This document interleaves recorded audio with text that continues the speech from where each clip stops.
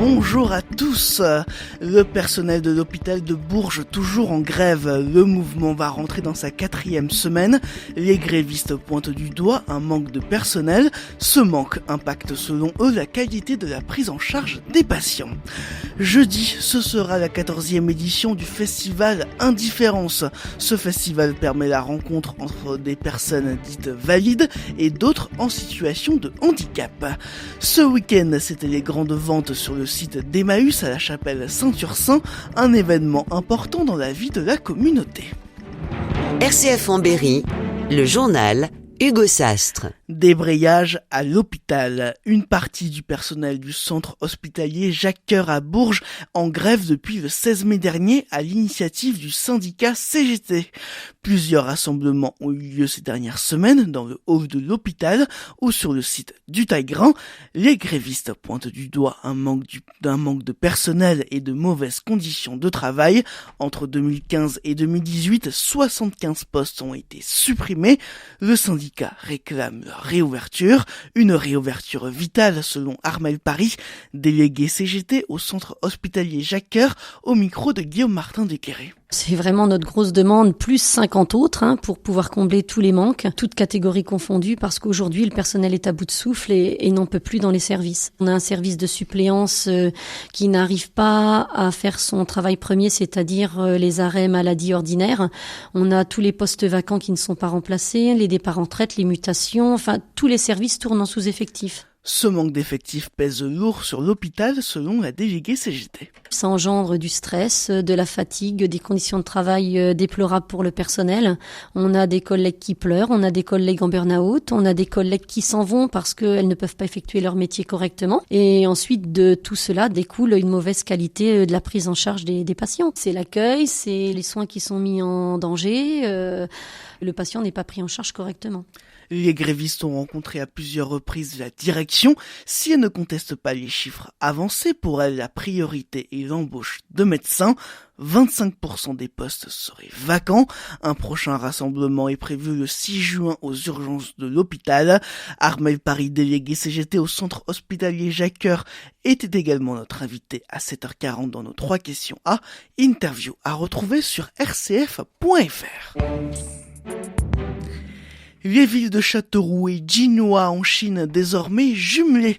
L'occasion pour le maire Gilles Averrousse d'évoquer des projets en commun, comme des échanges entre les établissements d'enseignement supérieur ou encore de créer une ligne aérienne entre les deux communes. Les jumelages apportent à Bitou au Burkina Faso.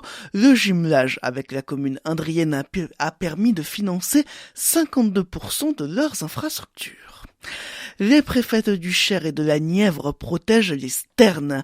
Ces oiseaux sont en train de pondre et ne doivent pas être dérangés jusqu'à fin août. Dans le Cher, l'accès au secteur entre Mornay-sur-Allier et Belleville-sur-Loire et principalement les sites Natura 2000, Vallée de la Loire devrait être restreint. Il devrait être interdit d'y accoster ou encore de faire du camping.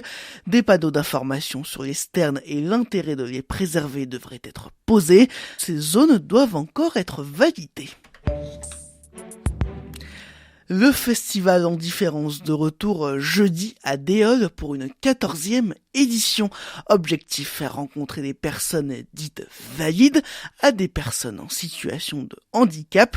Et qu'importe le handicap, des ateliers sportifs et culturels sont proposés toute la journée.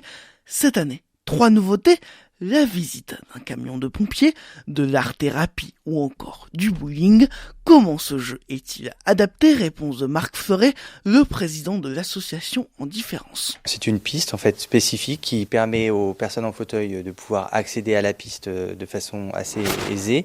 Et il y a des gouttières spécifiques en fait qui permettent à la personne handicapée de pouvoir récupérer les boules. Cette année encore, un parcours adapté est proposé. Andy Champon, secrétaire d'Indifférence, et Marc Feuret. Vous avez un petit parcours qui se fait en fauteuil. Donc le terrain peut présenter des marches, des pavés, une porte aussi.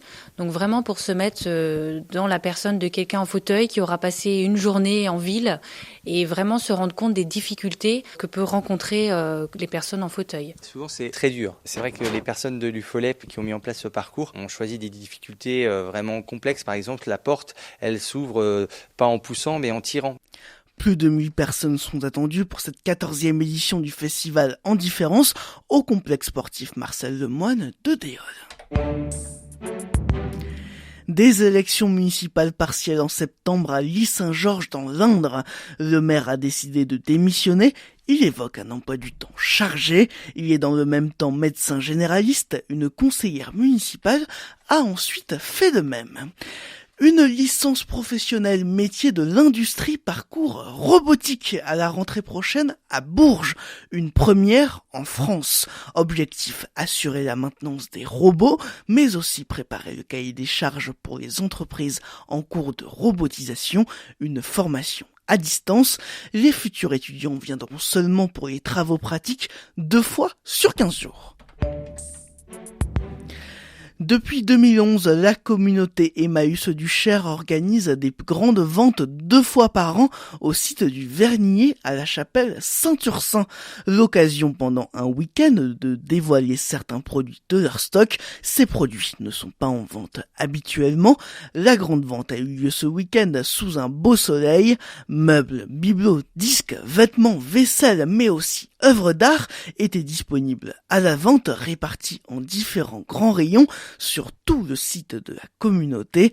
Les grandes ventes, un moment important. Jean Gaucher, responsable de l'association, au micro de Guillaume Martin de Guéret. L'idée, c'était d'une part de vendre des choses au cours d'une vente en attirant du monde, mais surtout de montrer une autre image que ce que les gens peuvent imaginer d'une communauté Emmaüs. C'est pas toujours très précis l'idée que les gens s'en font. Donc il y a une dimension d'échelle qui est importante, mais il y a aussi une dimension de communication, c'est-à-dire venez voir. Et puis souvent, les gens qui sont venus ces jours-là reviennent nous voir à des moments plus calmes où ils ont plus de temps. On ne fait pas de bénéfices. L'argent qu'on ramasse, qui n'est d'ailleurs qu'une partie de notre activité, puisqu'en fait, quand les gens nous donnent des vêtements ou des meubles, une bonne partie de ce qu'on récupère va en solidarité. Donc ça, déjà, il y a toute cette partie de l'iceberg qui n'est pas chiffrable. Et puis pour le reste, c'est 60 hommes et femmes aujourd'hui dans le Cher qui sont accueillis, qui ne dépendent pas de la solidarité nationale, qui ne dépendent pas du RSA, de l'APL, de ce que vous voulez, et qui vivent debout de leur travail en rendant un service à la société. Préparer une grande vente Emmaüs est un gros travail.